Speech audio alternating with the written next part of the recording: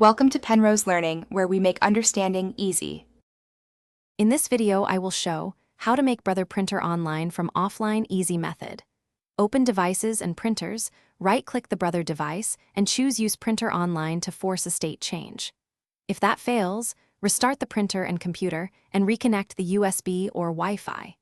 Verify the driver matches your model and update from Brother support if needed.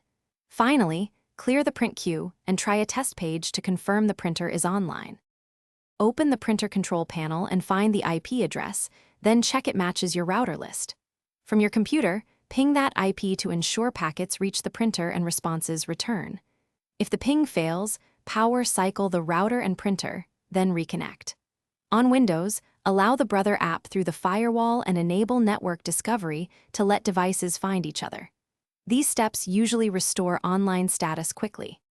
If you're finding this guide helpful, please subscribe and like to support more tips and fixes. Quick recommendation: the Owala water bottle is great for staying hydrated while you troubleshoot printers, and it fits neatly beside your laptop. I use it during long setup sessions to keep focus and avoid spills.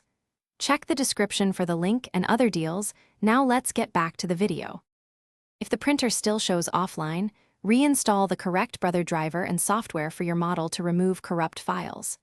In Devices and Printers, open Printer Properties, change the port to the proper IP address or USB port, and apply changes. If needed, remove the printer entirely and add it back using the Add a Printer wizard so Windows redetects the device. That often resolves lingering offline misreports and restores printing.